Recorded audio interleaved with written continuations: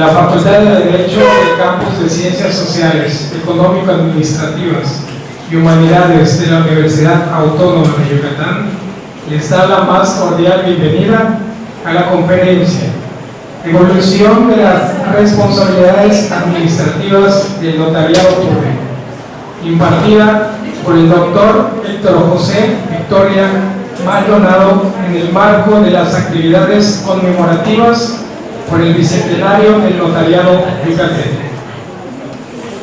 El día de hoy nos acompañan como autoridades la doctora María Minerva Zapata Denis, directora de la Facultad de Derecho.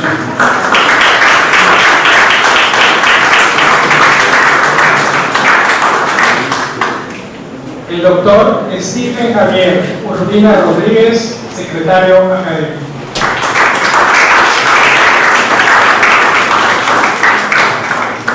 El maestro Mario Antonio Cardeña Lara, coordinador de la unidad de posgrado e investigación.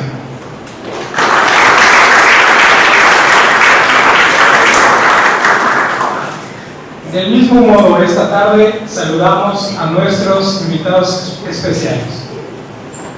Maestro Luis Marcelino López España, director general de Asuntos Notariales y Servicios Legales de la Consejería Jurídica del Gobierno del Estado de Yucatán.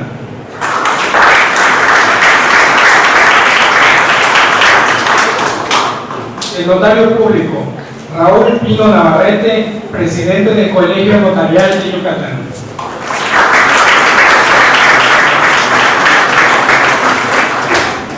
Asimismo, contamos con la presencia de los expresidentes del Consejo de Notarios, el notario público Jorge Ramón Peniche Aznar,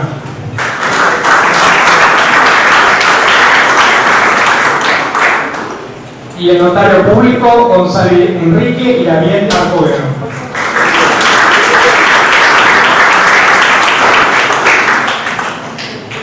Muchas gracias a todos los presentes y bienvenidos. Antes de iniciar, les comparto que al concluir la plática se abrirá un breve espacio de preguntas y respuestas. Seguidamente, me permitiré leer una breve semblanza curricular del expositor. El doctor Victoria Maldonado es egresado de la Facultad de Derecho de la Universidad Autónoma de Yucatán, donde además de cursar la carrera de abogado, obtuvo la especialización en Derecho Fiscal y la maestría en Derecho Fiscal. Cuenta con el grado de doctor en Derecho por la Universidad Nacional Autónoma de México. Es titular de la Notaría Pública número 2 del Estado de Yucatán, que se ha especializado en atención corporativa a empresas e instituciones públicas y privadas. Participa como consejero independiente de diversos grupos empresariales del sureste de México. Se ha desempeñado como docente de posgrado en la Universidad Autónoma de Yucatán, Universidad Marista, Universidad Anáhuac Mayap, en la División de Estudios Superiores de la Universidad Nacional Autónoma de México y en la Universidad Panamericana. Es autor del libro Sujetos y Responsabilidades Tributarias en México, publicado por la editorial Burroa. Entre sus actividades honorarias, fue presidente del Colegio de Abogados de Yucatán, de igual forma, presidente del Consejo de Notarios de Yucatán. Fue recipiendario de la Medalla de Mérito Jurídico que otorga el Colegio de Abogados de Yucatán. Actualmente, funge como vicepresidente de la zona sureste del Consejo del Colegio Nacional del Notariado Mexicano. Agradecemos la presencia del doctor y en estos momentos le cedo el uso de la voz. Buenas noches a todos, a tantos amigos que aquí distingo y que les agradezco su presencia y que se hayan tomado la tarde de hoy martes para estar aquí. Muchísimas gracias, Minerva, por la invitación a estar aquí, a esta que es mi alma mater, su casa, donde hace muchos años que no estaba y me da mucho gusto regresar y regresar con una dirección tan renovada y tan activa como la que tú estás desempeñando en la Facultad de Derecho. Agradecerle también a dos personas, a dos Mario Cardeña, Mario Guzmán, por su trabajo conjunto que hemos hecho durante este tiempo, pues en trabajos preparatorios para los cursos de recertificación notarial. Agradecer también al licenciado Luis López de España, que nos acompaña aquí como el director general del organismo regulador de la actividad notarial. Entonces, yo quisiera, en el marco de esto que se ha llamado los 200 años del notariado, o el notariado yucateco, me parece adecuado el nombre, porque pudiera parecer que son 200 años del notariado en Yucatán, que no es así. El notariado en Yucatán tiene presencia prácticamente durante toda la época de la colonia, durante toda la época colonial, 1521 hasta 1821. Durante todo ese periodo existió el notariado en Yucatán, en la Capitanía General de Yucatán, y se hicieron muchos actos jurídicos, entre los cuales cabe destacar que el notario en primer lugar no se llamaba notario, se llamaba escribano.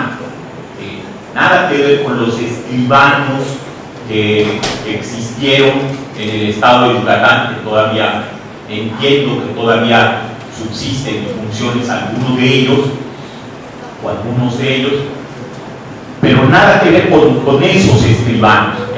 Los escribanos, esos que surgieron en 1939 por el ingeniero Humberto Canto Echeverría, quien como ingeniero había estudiado en los Estados Unidos y había venido a Yucatán trayendo la figura de lo que se llama el notary public. El notary public, que poco tiene que ver con el notario latino.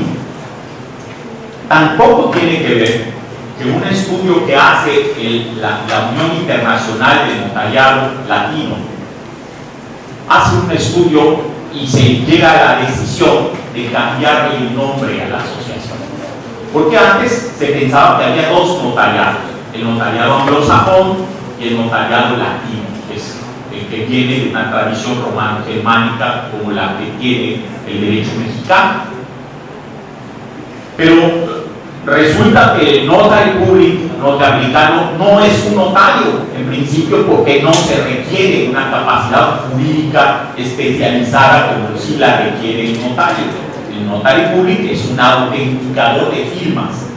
De ese modo, se le quita la denominación de notario dentro de la tradición latina, y hoy por hoy la Unión Internacional ya se llama Unión Internacional del Notariado. Ya no latino, porque ya no hay latino y anglosajón, sino simplemente hay un notariado. Tal es así que dentro de la Unión han solicitado su inscripción países. Ahora se está solicitando la inscripción de países como Australia, que tiene una tradición del Reino Unido, una tradición básicamente una tradición anglosajona, pero que están transformando sus notariados para convertirlos en un notariado como el que tenemos en México, que es un notariado con una tradición romano-germánica muy importante. Entonces, les decía que el notario, la figura del notario, durante la colonia tuvo una presencia muy importante en Yucatán, muy importante, porque no solamente realizaba funciones de lo que hoy entendemos en el notariado, sino que adicionalmente eran los secretarios de juzgados, prácticamente quien llevaba la secretaría de los juzgados, de los distintos órdenes que había en ese entonces, los llevaban los escribanos. Y de ahí viene un decreto, un real decreto que crea los escribanos de Indias, los escribanos de esta región del mundo, que estaban regidos por diversas leyes españolas. ¿Por qué? Pues porque éramos una colonia española. Entonces las leyes como las 7 partidas, las leyes como la ley de Indias, precisamente, eran leyes que tenían regulación en materia de notariado y que en el notariado, después de la Constitución de Cádiz, de 1812, que llega muy tarde, ya llega muy tarde porque prácticamente ya, cuando menos, la Nueva España, que es lo que hoy entendemos como nuestro país, la Nueva España ya había declarado, ya estaba corriendo el periodo de la Guerra de Independencia. Entonces, cuando llega a Cádiz, como el último intento del rey de generar condiciones equitativas entre América y España, pues tuvo una vigencia durante algún tiempo, pero no fue sino hasta cuando viene la independencia, 1821, hay un periodo, el periodo del imperio de Iturbide, en el que continuaban en vigor las leyes españolas. No fue sino hasta 1824 cuando se nos da la primera constitución que crea o que reconoce a nuestro país como una república representativa, democrática y federal. Me quedo en lo último, federal. Entonces es que las entidades que surgieron, iba a decir los estados, pero realmente son las entidades, porque hoy sabemos que no puede reconocerse como estado alguien que carece de soberanía, aunque lo diga la Constitución, que dice los estados libres y soberanos, pero no tiene soberanía simplemente porque hay una unión en un pacto federal. Pero estas entidades creadas a raíz de 1824 generan sus propias leyes notariales, y es así como en 1825 en Yucatán se expide el decreto que da por primera vez la figura del notariado. Entonces me parece adecuado que el nombre que hayan elegido es el nombre de 200 años del notariado yucateco, no el notariado en Yucatán, que sería diferente, que se ha estado, como hemos dicho, por muchos años antes, cuando menos 300 años antes. Pero tampoco nada que ver con los escribanos aztecas o los escribanos mayas, como se nos ha querido presentar, porque su función era prácticamente religiosa. Y en el notariado, una de las primeras disposiciones, todas las disposiciones relacionadas con el notariado desde la época colonial y continuó prácticamente hasta nuestros días, es que los notarios debemos de ser legos. Y por legos se entiende carecer de un estado clerical, es decir, lo que hoy entendemos como el laicismo. Pero que lo que se decía en aquellas leyes es que el notario debe de ser lego, es decir, no pertenecer al estado clerical. Esa fue una característica muy importante del notario por la fortaleza que tenían el estado clerical, los pueblos clericales en la monarquía española. Sin embargo, al notario se le dotó de esta característica, o se le exigió esta característica de ser lego, es decir, de no pertenecer al estado clerical, precisamente para que pueda servir como un contrapeso a la enorme fuerza que traía el estado clerical en los primeros misioneros que llegaron a nuestro país. Por cierto, en el Colegio Nacional hay un mural muy lindo que narra históricamente, narra el momento de la fundación de la Villa Rica de la Veracruz. Como sabemos, es el primer asentamiento formado en nuestro país, y en ese lugar está precisamente un escribano dando fe de ese momento histórico. Ese mural está en el Colegio Nacional. Precisamente lo que quiere resaltar es la enorme importancia que ha tenido el notariado en la historia de nuestro país. Y no es que a nuestros días haya sido diferente, al contrario, cada día el notariado va avanzando en esa evolución de la que vamos a hablar, y que pues antes de continuar yo quisiera en mérito del público que hoy nos acompaña, pues hacer una observación, ¿no? Yo quisiera ser lo suficientemente técnico para mis compañeros notarios que hoy me distinguen con su presencia, pero también lo suficientemente sencillo en la exposición para nuestros compañeros estudiantes que hoy nos acompañan. Entonces les voy a pedir una disculpa a unos cuando yo sea demasiado obvio en los comentarios y a los otros cuando yo sea demasiado técnico. Dicho esto, la realidad es que el notariado participa activamente en la administración pública, pero tiene una característica: no es un funcionario, no es un servidor público.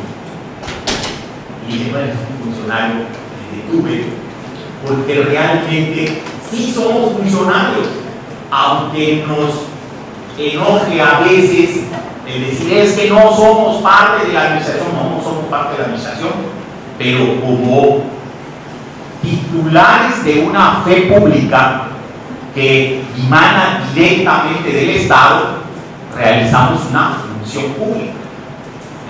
Y si el que realiza una función pública es un funcionario público, aunque no sea un servidor público, porque no devengamos un monumento, un salario de la administración pública. Entonces, quizá tenemos una característica que no es compartida por prácticamente ninguna otra rama. Los corredores no tienen esta característica porque su fe pública tiene demasiadas limitaciones. Los agentes aduanales son auxiliares de la administración, pero tampoco desempeñan esa función pública, sino que la fe pública que el Estado le otorga o le delega al notario público es una fe pública prácticamente completa en los instrumentos en los que participa. Y esta situación, esa función pública que desempeñamos los notarios, nos ubica en una posición en la que el Estado requiere aprovechar de nuestro trabajo, de nuestra posición en la actividad económica para auxiliarse en determinadas tareas. Y es a lo que vamos a platicar, y es de lo que vamos a platicar ahora. No sé si alguien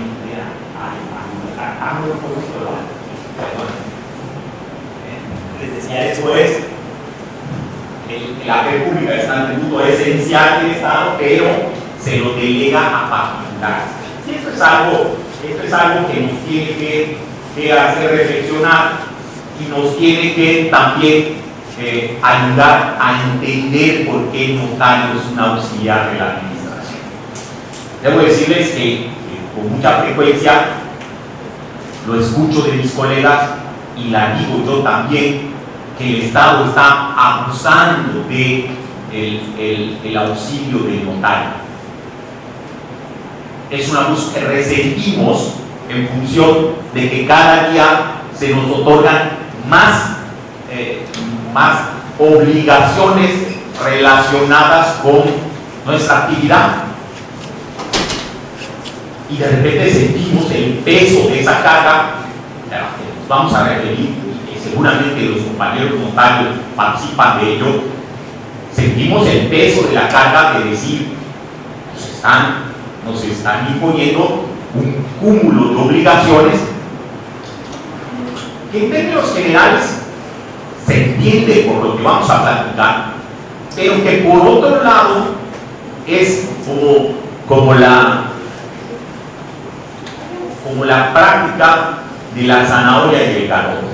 Por un lado tenemos una atribución, pero por otro lado tenemos un garrote que nos hace responsables cuando no cumplimos con esas obligaciones. Y aquí viene el punto central. El punto central es que la plática se llama responsabilidades administrativas del notariado. Yo diría obligaciones y responsabilidades administrativas, porque la responsabilidad, como lo vamos a platicar, es la consecuencia del incumplimiento de la obligación. Entonces, la responsabilidad que viene en sanciones para los notarios, sanciones que con más frecuencia son más elevadas, más onerosas y sobre todo de una mayor carga para el notario. Créanme que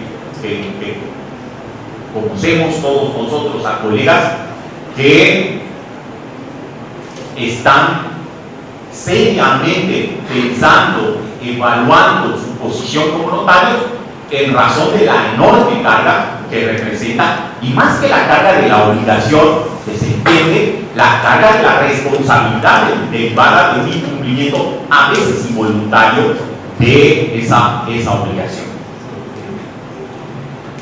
Entonces vamos a hablar muy rápidamente de la diferencia entre la obligación y la responsabilidad. La obligación se compone de dos elementos: el elemento del débito, es decir, lo que tengo que hacer, y el elemento de la responsabilidad, es decir, la consecuencia de no cumplir con esa obligación.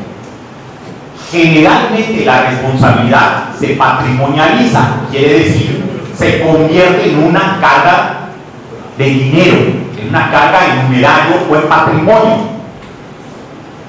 Y pienso mucho cuando digo de patrimonio y no solamente de dinero. ¿Por qué? Porque les debo de decir que hay sanciones que no son patrimoniales. Por ejemplo, una amonestación pública no es una sanción pecuniaria, pero sí que es una sanción patrimonializada, en razón de que el daño que se percibe con esa sanción incide directamente en el patrimonio reputacional del notario.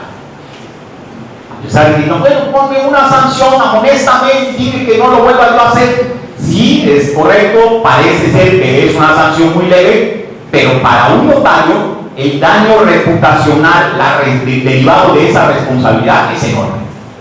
Se siente como si nos hubieran quitado una parte de nuestro patrimonio pecuniario, porque es nuestro patrimonio reputacional y porque el notario vive también, y uno de sus elementos esenciales es precisamente la reputación de la que está en él. La reputación que deviene para que él acceda al servicio notarial. Y si esa reputación se daña también patrimonialmente, porque como consecuencia de ello, pues se resentirá en el servicio que le presta a sus clientes y a sus usuarios. Por esa razón, hablábamos de esos dos elementos: el elemento del débito, qué debe de hacer el notario, y el elemento de la responsabilidad, qué pasa si no lo hace. Los alemanes lo tienen clarísimo: se llama Schuld a la primera, el deber, y se llama Haftung, la segunda, que es la responsabilidad. En el derecho germánico, que de ahí deviene el derecho mexicano, ambas llevan al concepto de la obligación. Y esto, pues, para todos los que estamos aquí lo conocemos, porque para ustedes estudiantes también seguramente han llevado la materia de teoría general de las obligaciones, en donde precisamente se tocan estos temas, y cuando ya veo caras de dicen, ay, esa materia está re fea. Sí, pero créanme que es la base del derecho. La teoría de las obligaciones es la base del derecho. Vamos a hablar entonces, me voy a parar. La verdad es que creo que ya hay otra cosa, lo comentaba el iniciado hace un rato, que se va a abrir una sesión de preguntas y respuestas en el Colegio de Abogados de Yucatán, del cual muchos de aquí somos miembros. Tenemos una práctica que nos gusta mucho, es la discusión y el debate, ¿no? Lo sabe el licenciado Raúl Pino, que fue presidente, el licenciado Jorge Peniche también fue presidente, y que saben que el debate es el debate, y aquí se vale entonces hacer esos comentarios y hacer esas preguntas conforme vayan surgiendo. Para mí es el alimento de la plática, porque si no, si tenemos a la mano el celular que nos quita toda la tarde y además tenemos a un tipo que solo habla y habla y habla, pues seguro que nos aburrimos todos. En cambio, si ustedes tienen una duda, tienen algún comentario, y a mis compañeros, colegas, también se los digo, si digo alguna tontería, pues lo digo, ¿no? Suavecito, pero que me lo digan. Bueno, entonces hablábamos de la obligación, el deber que se le impone al notario, la responsabilidad, la consecuencia del cumplimiento de las obligaciones, y yo le diría un punto más, que no es de teoría de las obligaciones, que más bien es de derecho administrativo, y que son las facultades. Fíjense que la ley al notario le da obligaciones y le impone responsabilidades por el incumplimiento de esas obligaciones, pero a veces, y vamos a ver ejemplos de ello, muchas veces nos otorga facultades. Oye, pero ¿cómo le van a otorgar facultades si usted no es un órgano del Estado? Sí, pero es que tengo una delegación de la fe pública que tiene el Estado, entonces nos da facultades. Y les voy a poner un ejemplo, cuando lleguemos a él, pues les voy a poner el ejemplo de cómo los notarios tenemos facultades como si fuéramos un ente de la administración pública. Pero ¿qué nos pasa o cuáles son las consecuencias de la responsabilidad? ¿De dónde, cómo deriva esa responsabilidad? Hay muy distintas, seguramente esta relación va a tener algunas, creo yo, la verdad es que lo reflexioné bastante y creo yo haber sido exhaustivo, pero quizás se me ha ido alguna. En principio, la primera responsabilidad recae sobre los actos jurídicos, es decir, un testamento mal hecho, la consecuencia de la responsabilidad del notario le va a venir en dos sentidos.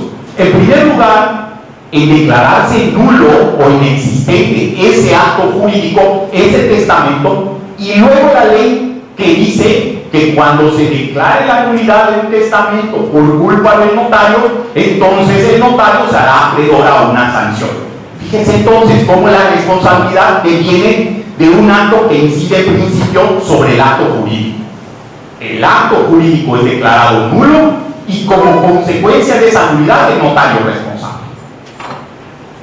¿Es correcto? Sí es correcto. ¿Por qué? Porque el notario tiene un deber de diligencia. Es decir, no se puede equivocar. Si se equivoca, la paga. Y ese acto jurídico que parece ser el más sencillo, recordamos todos con afecto a un colega notario que decía: yo solamente hago en mi vida notarial, solamente hago dos tipos de actos: testamentos y poderes. Y le decíamos: pero don Héctor, si son los más riesgosos del notario, los actos que terminan en un litigio son de dos tipos: los testamentos y los poderes. ¿Por qué? Porque son los que se llevan a una contienda. Un poder generalmente se usa en un litigio laboral, penal, civil, y el litigante está hecho para escudriñar los errores del notario. Y cuando encuentra un error, es que el notario no le puso la hora al testamento. Y como no le puso la hora al testamento, el testamento es nulo. Y como es nulo, que castiguen al notario por no ponerle la hora. ¿Es correcto? Sí es correcto. Eso ocurre, y eso ocurre, yo espero que no todos los días, pero con cierta frecuencia ocurre en los tribunales. En los tribunales ocurre que puedes declarar la nulidad de un testamento y como consecuencia de ello voltea y dice: un notario, a ver, tú tienes una responsabilidad. Entonces, en principio, la primera responsabilidad es sobre el acto jurídico, que es una nulidad total o parcial. En segundo lugar, la responsabilidad administrativa, que viene de dos tipos de sanciones. Bueno, hay más, pero estas dos son las más importantes: la suspensión y la revocación de la patente. Esa responsabilidad es una responsabilidad de tipo administrativo, cuando, por ejemplo, los notarios no cumplimos con permitir que se nos realice una visita cita en la que se determine el grado de cumplimiento que tuvimos durante el año en los actos e instrumentos jurídicos que llevamos ante nuestra fe. Cada año se hace una revisión por parte de la Dirección General de Notarías y se determina que el notario ha actuado bien o que ha tenido cierto error y se levanta un acta, etc. Bueno, pues si el notario se niega a ello, se puede hacer acreedora una sanción, y si es una suspensión, y si es reincidente, se le puede revocar la patente. Entonces, las sanciones de tipo administrativo, la responsabilidad de tipo administrativo, resalto dos: la suspensión y la revocación. Luego viene una que a mí me parece que es de la más riesgosa para todos, que es cuando el notario actúa con impericia, con imprudencia o con negligencia. Y esas tres son responsabilidades civiles. Ya no estamos hablando de aquella nulidad, no, estamos hablando de una sanción que va a ir directamente al patrimonio del notario. ¿Por qué? Porque ha causado un daño en alguna de las partes, por impericia, por imprudencia o por negligencia. Y les voy a narrar ahora a qué da lugar ello: a las indemnizaciones. ¿Por qué? Porque deriva de un daño. La responsabilidad civil es una responsabilidad civil objetiva derivada del daño que se le puede causar a un cliente o a un usuario cuando actuamos con una de esas características. Y la responsabilidad, la consecuencia es una indemnización, es decir, sacar el daño a esa persona. Después hablamos de las pecuniarias, y ustedes ya dirían, bueno, no todas las demás son pecuniarias también. Pues sí, pero hay unas que son directamente pecuniarias, son sanciones pecuniarias, que son de dos tipos: la multa y la responsabilidad solidaria tributaria.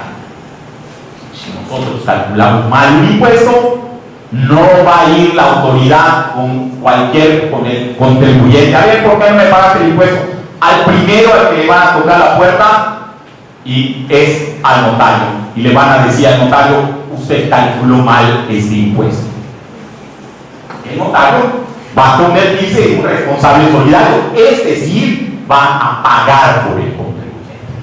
Finalmente hablo de las responsabilidades penales, y aquí, como ven, ya no dije, porque algo que siempre nos quejamos, sino algo que siempre resentimos los notarios, es que nos hablen de esta parte. Nos altera, nos pone de malas, nos pone... Créanme que de verdad se siente cuando uno va a una conferencia que te están diciendo: y la multa por no encontrar al beneficiario controlador es de 2,5 millones por cada uno de los beneficiarios que no hayas encontrado. Créanme que se pone uno de malas, ¿no? Casi uno quiere salir y decir: ¿dónde dejo mi papel? No lo hacemos, quién sabe por qué, ¿verdad? Pero pues en principio lo pensamos. Quiero contarles una historia de algo que ocurrió el 14 de noviembre. El 14 de noviembre, los tribunales colegiados del, ¿cómo les ha dado a llamar?, el nuevo Poder Judicial Federal.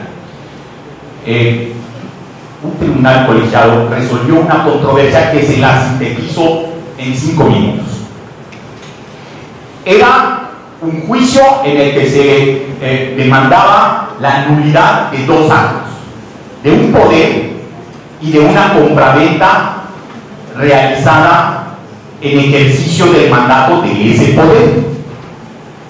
La causa de pedir era, que decía la persona que objetaba ese poder, que la apoderdante, que era su mamá, que era la mamá de la quejosa, de la autora del juicio, no podía haber firmado ese poder.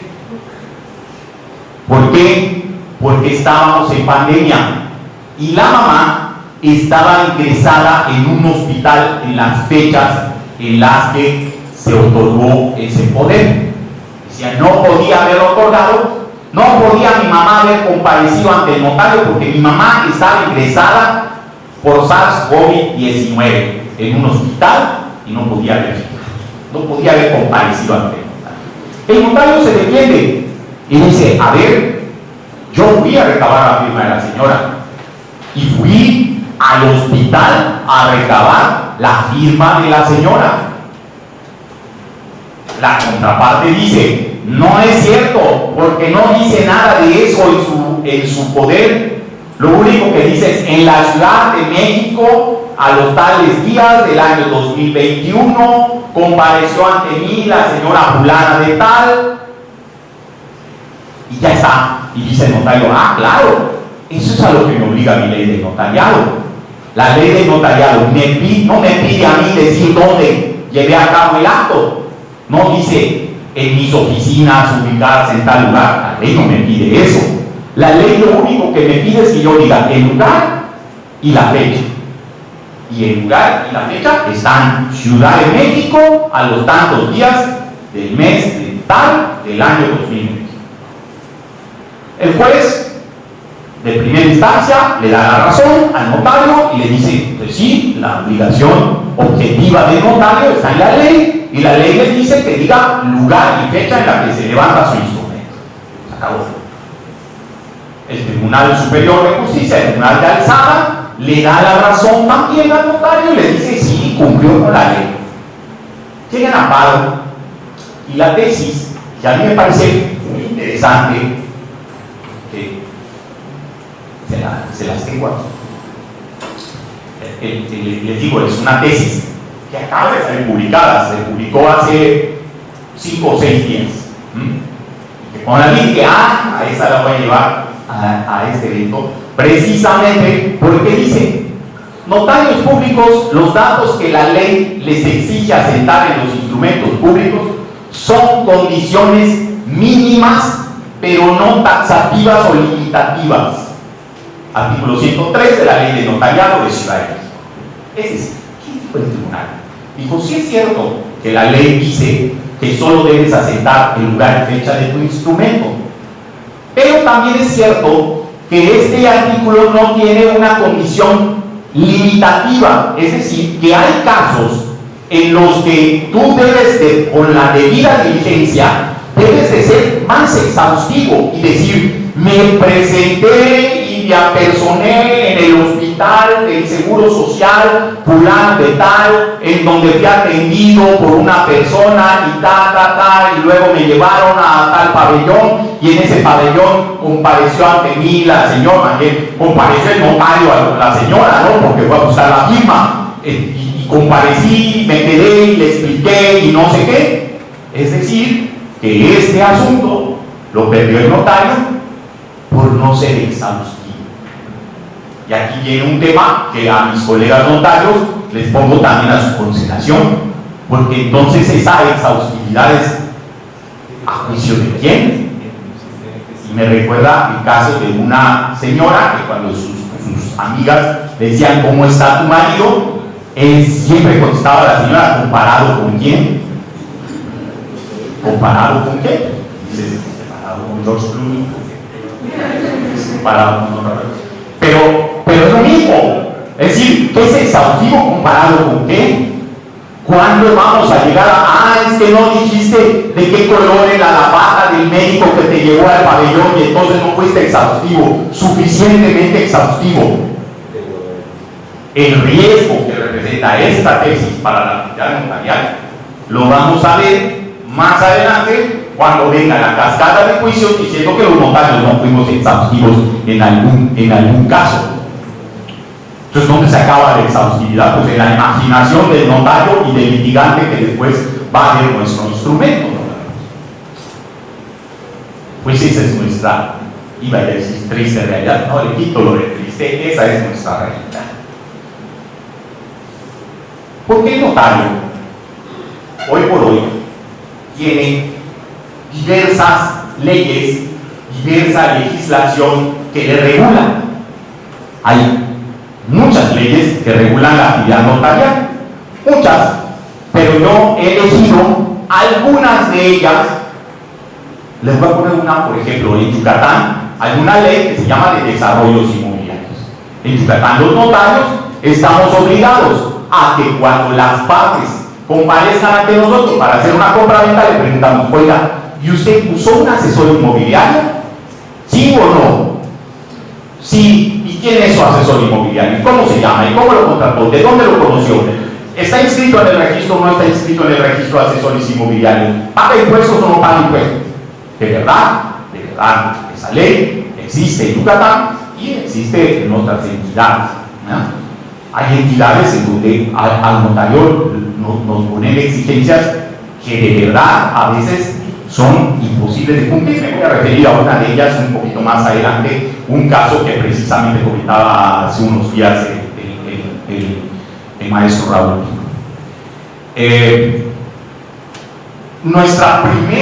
Nuestro primer marco normativo es la ley estatal, la legislación estatal. Cada entidad federativa tiene su propia ley de notariado. Cada entidad. Unas mejores, otras peores, unas antiguas, unas más nuevas, unas muy bonitas, otras pues no tanto, pero cada una de ellas regula la actividad de los notarios en esa entidad federativa. Los notarios tenemos la característica derivada del artículo 116 constitucional de que participamos del carácter federal de nuestro gobierno, que quiere decir que cada entidad federativa da las reglas para la validez de sus instrumentos. Ahí está entonces la primera legislación, que es la legislación estatal, de la cual hoy estamos celebrando esos 200 años de la primera ley que en el estado de Yucatán regula el notariado. Junto con ella, también en un verde un poquito distinto, tenemos la legislación sustantiva de cada acto. No quiero ser exhaustivo en esa parte, pues porque cada acto jurídico constituye una sociedad, Ley General de Sociedades Mercantiles, Código de Comercio, Reglamento para el uso de denominaciones, etc. Tenemos una serie de regulaciones que van a regir el acto de la constitución de una sociedad. No soy exhaustivo, solamente les digo, hay una regulación sustantiva de cada acto. Pero vienen otras.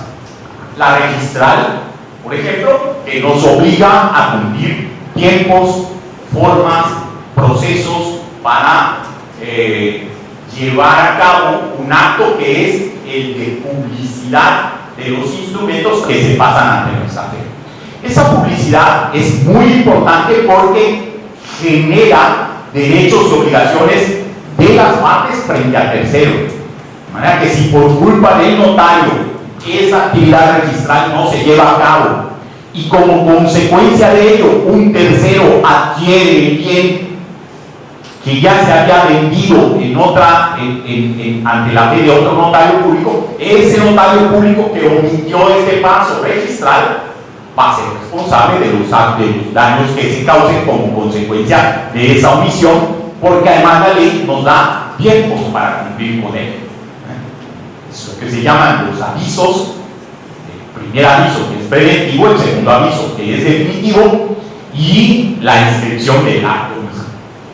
Esas obligaciones registrales, ahí están. En el caso de la legislación de Yucatán, se encuentra en la ley orgánica del Instituto de Seguridad Pública Patrimonial de Yucatán, dice CUPI, que por cierto no entendemos muchos de nosotros cómo es que en una ley orgánica se regulan los procesos de registro. Debería haber una ley sustantiva de registro, pero allá está. La otra es la fiscal. Otra muy importante es la legislación fiscal, que regula la actividad del notario. ¿Por qué el notario tiene una actividad fiscal? ¿O por qué el notario es un auxiliar fiscal? Siempre lo fue, siempre ha sido un auxiliar de la administración en esta materia. Nada más que durante la colonia y durante, yo diría, los primeros 60 o 70 años del siglo XX, el notario fue un simple pagador, ¿verdad? Era un pagador, cobraba la contribución y la pagaba en nombre de su cliente usuario. ¿Por qué razón? Porque la mayor parte de los impuestos eran impuestos de cuota. Los impuestos de cuota son aquellos que dicen: se paga 2 pesos por cada acto jurídico. Lo recordarán algunos colegas notarios de la existencia de la legislación del impuesto del timbre. ¿El timbre qué era? Era un timbre, una estampilla que se adhería a los instrumentos y que, dependiendo de la cuantía del instrumento, era la cantidad de timbres que se tenían que adherir a los testimonios. Este timbre costaba 1 peso, 2 pesos, 5 pesos, lo que sea que costara, pero era una cantidad fija. Como era una cantidad fija, el notario solo tenía que hacer así, decir, mi operación vale 100 pesos y de 100 pesos tengo que pagar 1 peso de timbres. ¿Listo? 1 peso de timbres, cobraba el peso de timbres, compraba su timbre y lo adhería a su instrumento. Eso era todo. Con el tiempo, esas cuotas se transforman en tarifas. Hay 3 formas de que se cobre un impuesto. La cuota, dijimos, 1 peso, 2 pesos, 5 pesos. La tasa es un porcentaje, 16%, es la tasa del IVA. Y la tarifa es una mezcla de ambas. En una tarifa tenemos una cuota fija, que siempre es dinero, que siempre es una cantidad fija, y luego un porcentaje para aplicar, es decir, una tasa para aplicar. Cuando surgen las tarifas en los años 70, entonces el notario ya no era tan solo un cobrador, alguien tenía que decir cuánto se iba a cobrar, y entonces la ley lo convierte en un calculador. Por eso hoy la ley de impuesto sobre la renta dice el notario, bajo su responsabilidad, calculará y enterará. Fíjense que dice esos 2 verbos, calculará y enterará. Y falta uno, enterar es ir a pagar, calcular es decir cuánto es. Entre calcular y enterar falta una acción, que es quién me da el dinero para ir a pagar. Y entonces de ahí viene la confusión que nos da en llamar a los notarios como retenedores. Los notarios no somos retenedores, porque retiene el que tiene algo. La condición mínima o indispensable para retener es tener. No puedo retener lo que no tengo. El notario no tiene dinero para pagar el impuesto, sino le cobra el impuesto, es decir, recauda el impuesto. Entonces el notario es un recaudador y no retenedor. Eso para que se les quede cuando es que el notario tenía que haber retenido. No, el notario tenía que haber recaudado, es decir, cobrado. Retenedor es como un patrón, ese sí es un retenedor, porque tiene que pagar un impuesto, tiene en su bolsa el dinero para pagar el salario de un trabajador y le paga una parte y se queda con otra parte. Eso es retener. Viene esa obligación de recaudación, de cálculo, se convierte en un calculador porque alguien tenía que decir cuánto se tenía que pagar. Y es donde viene la primera de lo que yo les digo que es una facultad. Calcular el impuesto por la autoridad y hacia el cliente usuario es una facultad. Eso no lo puede hacer cualquier persona. Los impuestos son autodeterminables, es decir, cada quien dice cuánto impuesto quiere pagar. Pero en materia de impuesto sobre la renta, enajenación de casa habitación, no es autodeterminable. Es decir, no yo digo, bueno, es que como que quiero pagar 100 pesos. No, viene el notario y dice, tú debes de pagar 1000 pesos. Y si no me pagas 1000 pesos, no hago tu operación. Fíjense cómo si es una facultad. Más que es una obligación, es una facultad que da de decirle al contribuyente, tú tienes que pagar 1000 pesos. Después les digo otra de esas facultades. Pero entonces el notario se convierte en algo más. Está calculando el impuesto, está recaudando el impuesto. Y viene otra facultad que a mí es la que más me abruma, crean. Nadie, y eso lo hemos platicado con el licenciado Enrique y también muchas veces, nadie en este país tiene la capacidad de decirle a alguien, tú no pagas impuestos. Nadie. El presidente de la República lo puede hacer con un decreto general, solo con carácter general y bajo ciertas condiciones de urgencia, de querer salvaguardar la economía nacional, etc., dice el 39 fracción 1 del Código Fiscal, pero al notario le dan la facultad de decirle que alguien no va a pagar impuestos. Es decir, el notario determina que una persona es sujeta de una exención impositiva. Es el caso de la casa habitación. No hay otra figura parecida en el derecho fiscal mexicano, donde a alguien, a un particular, le dice: tú dices quién paga y quién no paga, tú lo dices. Les digo que abruma, porque cuando uno se pone a reflexionar sobre esa enorme carga que es decirle a alguien: tú no vas a pagar el impuesto, uno está asumiendo la responsabilidad de qué pasa si esa exención es indebida. Se hace cuando una persona va a exentar su casa habitación y cuando el notario evalúa el documento que le presenta y dice: este documento es apto para que tú puedas exentar el impuesto, o no es apto para que tú exentes y no paga y tienes que pagar el impuesto. En materia fiscal son los actos más importantes. Y otra, esta es el coco de oro. Y si no, ahí están todos mis colegas notarios que digan: no es cierto lo que estás diciendo. La materia antilavado. La materia antilavado es hoy la razón que muchos notarios dicen: yo no quiero ver operación, no quiero saber que cómo es el beneficiario controlador que da el aviso que si es vulnerable, si no es vulnerable, si rebasó el uso de efectivo, si no rebasó el uso de efectivo, porque todas esas son obligaciones derivadas de una legislación antilavado. Entonces ahí al notario le imponen muchas obligaciones. La primera de las cuales es: inscríbete porque tú haces actividades vulnerables. Oye, la actividad vulnerable no la hace el que compra y vende la casa, no, ellos son los... No, la actividad vulnerable es el dar fe pública de un acto. El sujeto que realiza la actividad vulnerable es el notario. Y fíjense, a diferencia de muchos otros actos que dentro de la ley antilavado son actividades vulnerables. Por ejemplo, vender inmuebles es una actividad vulnerable. ¿Quién la lleva a cabo? El que la ejerce de una manera habitual. Los problemas. ¿Y qué es habitual? Y dice la Corte: más de dos. O sea que uno no, dos no, tres sí. ¿Y por qué dos no y tres sí? Si una es ninguna, dos es como una.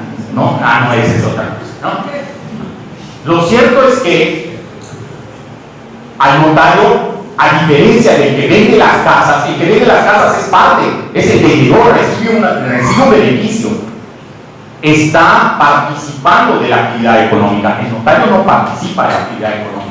El notario está aquí, las dos partes están aquí, pero al que está aquí, al notario le dice: tú eres el que hace la actividad vulnerable.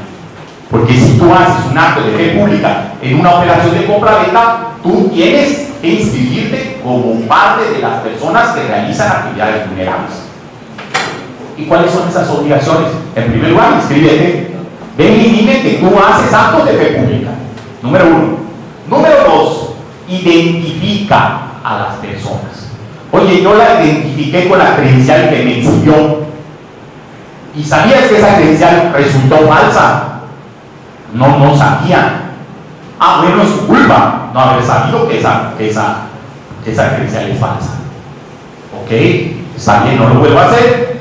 Voy a poner más diligencia para ver que esa credencial sea buena. Ajá, entonces ahora tienes que utilizar un sistema para que te conectes con el Instituto Nacional Electoral y te digan si esa credencial es buena o no es buena.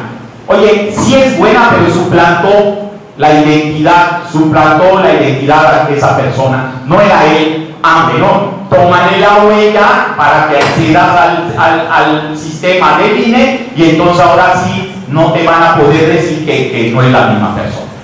Oye, es que la señora casi no tiene huella digital. Es un problema si no recabas ese dato, tú eres el responsable. Y si la señora está suplantando a otra persona, es un problema. no haber tenido esa diligencia. Entonces, regístrate, identifica, dame avisos. Tercera obligación, dame avisos. ¿Avisos de qué? Pues de las actividades vulnerables que desarrollas antes. ¿Cuándo? Pues cuando rebase los umbrales. En todos los casos, cada una de las operaciones tiene una forma especial de definir cuando se da un aviso o cuando no se lo da. Y si tienes indicios de que alguien está usando recursos de procedencia ilícita, avísame con 24 horas, dame un aviso inmediato. Oye, ¿cómo son los indicios?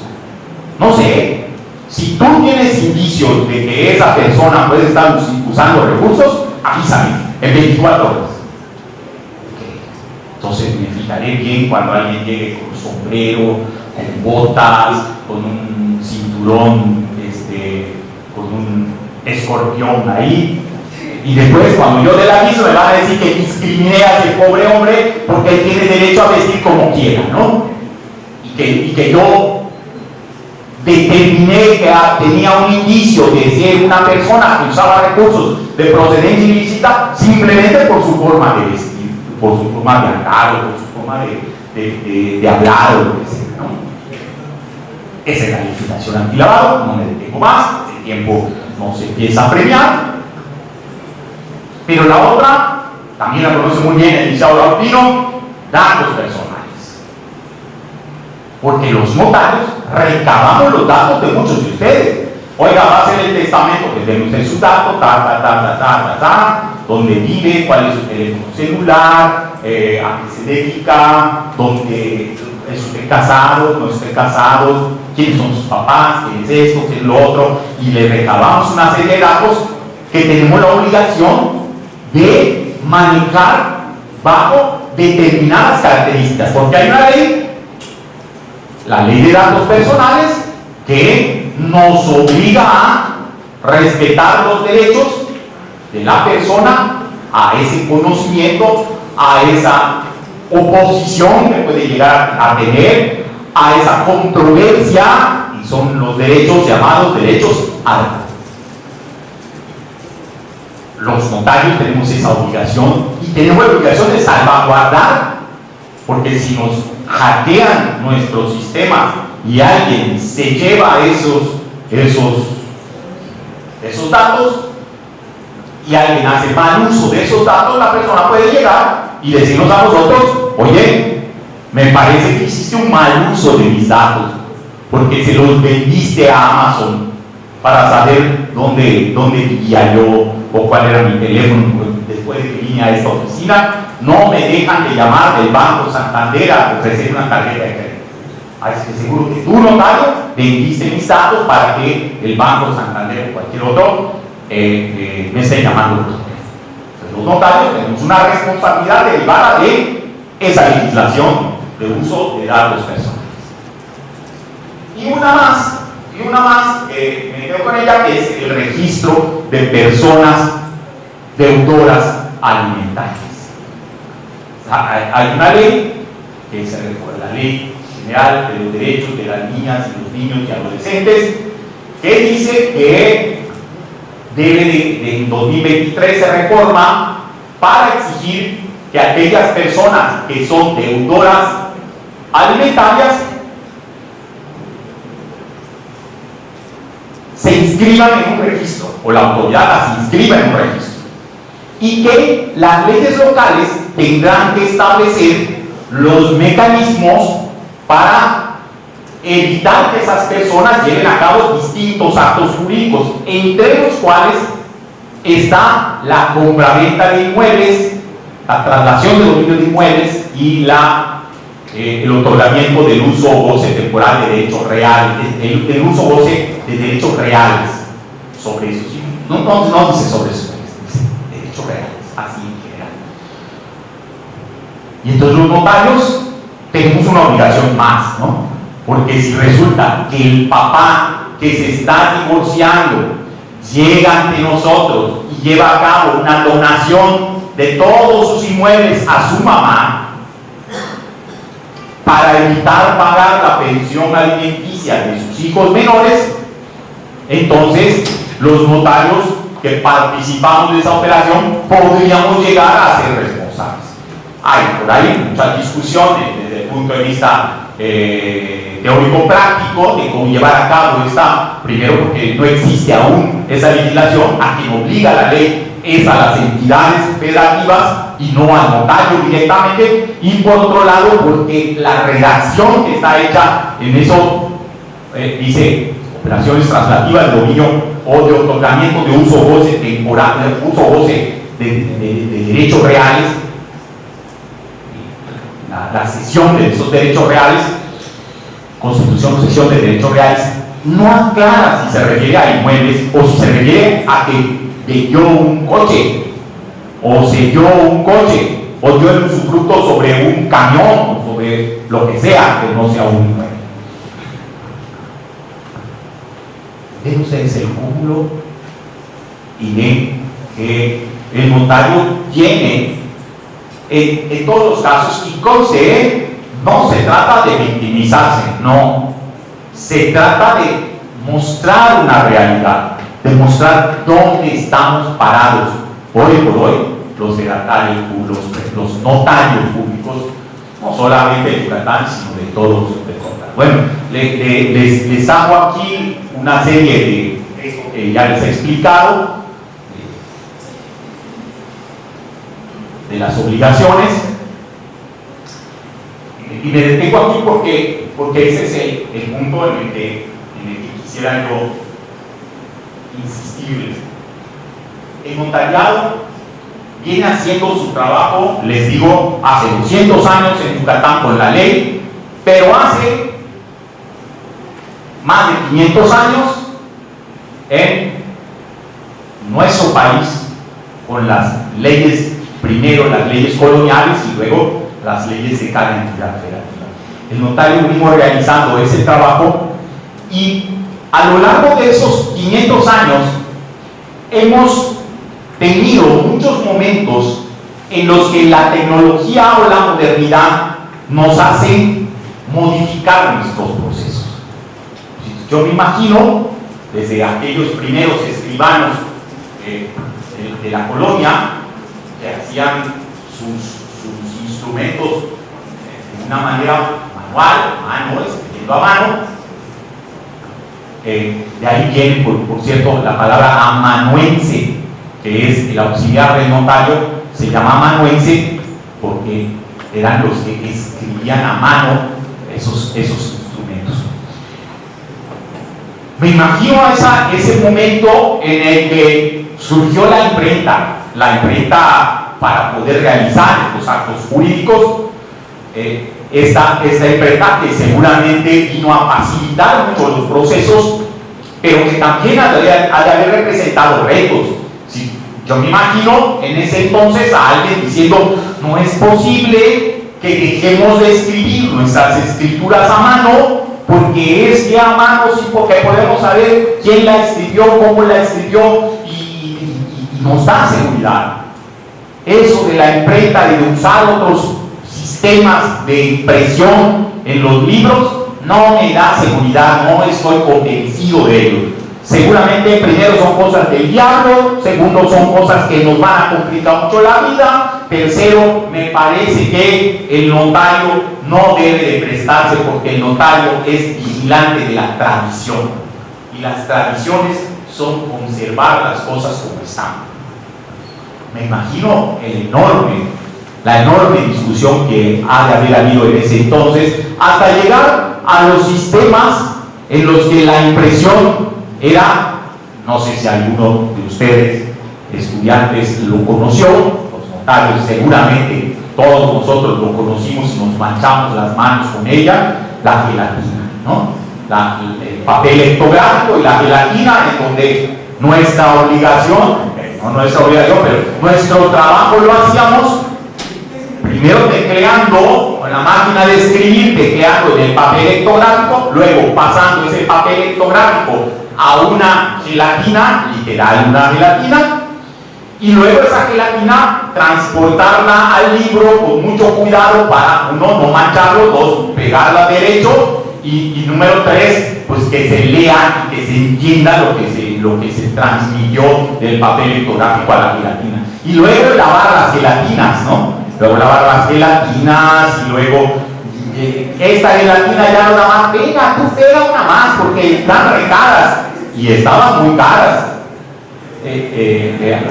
Algunos de nosotros utilizábamos otro sistema, que era el de las impresiones con stencil, pero llegó un momento que comía el stencil, porque eran carísimas. Y luego llegó el momento del protocolo abierto, y vivimos lo mismo, y dijimos, no es posible, el protocolo abierto no me da seguridad, esas hojitas van a ir viajar de aquí para allá, y en cambio los libros pues pesan más, pues sí pesan más, pero llegué a ver libros hasta en una moto, en una motocicleta y como Rappi llevando los libros. Y nos opusimos al cambio, muchas personas se opusieron al cambio y dijeron, no me da seguridad, la modernidad, esas cosas modernas, eso de los libritos, que la impresora, ¿qué pasa si se jala la impresora y rompe el papel? Va a ser un problema, y cómo texto, y cómo llevo a cabo las notas, y dónde voy a poner mis sellos, etcétera. Nos generó mucha inquietud y mucha incertidumbre pasar de un protocolo cerrado a un protocolo abierto. Pues hoy tenemos enfrente la actuación digital notarial. Y la actuación digital de notarial es, desde mi punto de vista, o hay una actuación digital notarial o deja de haber notarios. Porque la actuación digital está avanzando y hoy por hoy existen empresas certificadoras que dicen, vende tu casa y yo te garantizo que sin escritura, sin no sé qué, y sin no sé cuánto, yo te certifico que yo soy un certificador en ISO 9025 y 9025 dice que los certificadores digitales hacen ta. Así que ya hay gente que está diciendo que puede llevar a cabo una actuación digital sin ser notario, o siendo notario bajo unas condiciones que no están reguladas en ninguna ley. Entonces, ¿de qué se trata? Se trata de ver hacia el futuro y decir, ¿qué sigue? ¿Qué sigue después del protocolo abierto? El protocolo digital. El protocolo digital, sí, pero un protocolo digital bajo muchas condiciones. Bajo condiciones que garanticen quién lo lleva a cabo. El primer problema de la actuación digital es la firma electrónica. Y si yo les preguntara a muchos de nosotros, ¿cuál es tu firma electrónica? Estoy seguro que dirían, déjale llamo a mi secretaria o a mi contador. Porque la realidad es que la firma electrónica, del SAT o de lo que sea, no la manejamos directamente nosotros. Y la firma electrónica para la actuación digital tiene que ser de nosotros y de nadie más. Lo cual significa que la firma electrónica no puede ser la misma, la que tenemos en el SAT, la que tenemos en el banco, nuestro NIP, no puede ser. Tiene que ser una firma electrónica única para el notario, que el notario no le pueda transmitir a alguien más y que si se lo transmite, el notario sea responsable de ello. Entonces, el primer grave problema de la actuación digital es con qué firma electrónica vamos a trabajar. El segundo grave problema es en qué protocolo electrónico vamos a actuar. ¿Quién nos va a decir cuál es la plataforma? Porque hoy por hoy vemos y oímos todos los días que el protocolo, el sistema tal lo hackearon, y que a Amazon lo hackearon y le robaron no sé cuántas miles de cuentas, y nos da pánico de pensar, y mi protocolo no va a quedar en la misma incertidumbre. Y el otro y el tercer grave problema de la actuación digital es la actuación remota. Es decir, yo soy notario de la bella entidad federativa de Yucatán. Yo soy notario que estoy aquí, se va a vender un inmueble que está en Campeche entre una persona que es propietaria y vive en Chilpancingo, Guerrero, y otra persona que es la compradora y que está físicamente en Miami, Florida. Lo puedo hacer. Es decir, esa actuación remota llega a tanto para decir, pues ahora voy a vender los inmuebles de Campeche, o el de México va a decir, pues yo vendo, pues en Yucatán se vende a cada rato un montón de inmuebles, pues yo voy a hacer las operaciones de Yucatán. ¿Cómo limitar esa actuación remota? Y la forma que se ha encontrado es la de la ubicación del inmueble.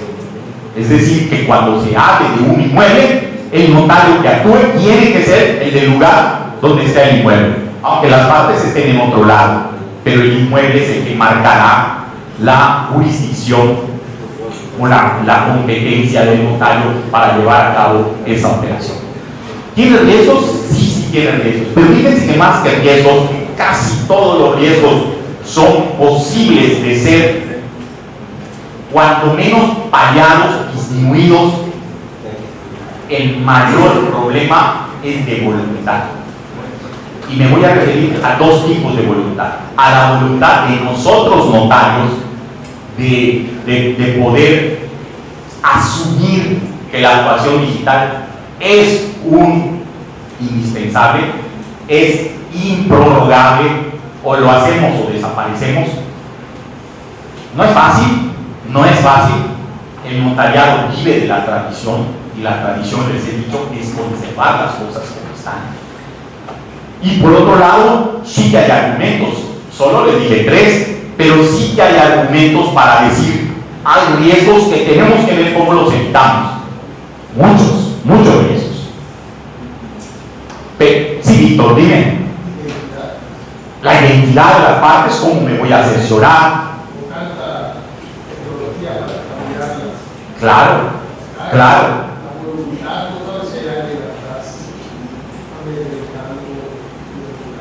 Sí. Son problemas que hay que resolver, que hay que ver cómo lo resolvemos, pero lo más importante, hay que asumirlos, hay que decir, ¿cómo le hacemos?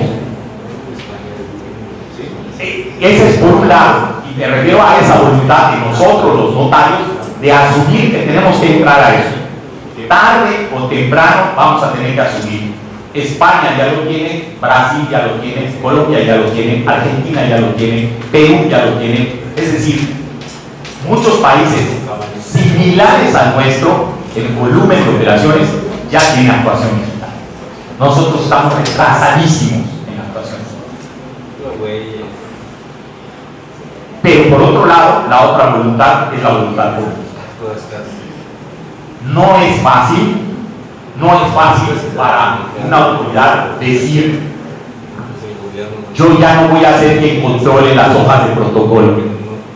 Pierdo control porque el protocolo electrónico es uno y se acabó. Entonces hay que establecer mecanismos en el que ese protocolo electrónico pueda ser controlado por la autoridad y para que no pierda ese control que tiene sobre el protocolo. Y la segunda voluntad política es cómo voy a tener acceso a los instrumentos.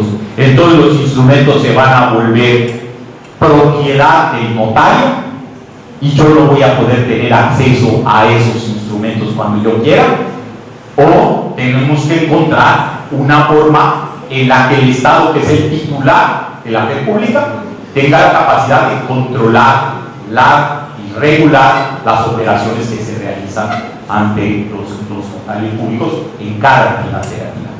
No es fácil, el reto es muy complejo, hay mucho optimismo por parte del notariado. Yo soy optimista, pero también soy realista en decir es enorme el reto y dudo que podamos avanzar al ritmo que necesitamos. Creo que necesitamos un ritmo mayor del que hoy tenemos, pero veo muchos obstáculos en el camino. No sé si hay alguna duda, algún comentario, algo que quisieran que platiquemos de él. Creo que me he pasado del tiempo, porque el licenciado ya está listo para entregar la constancia.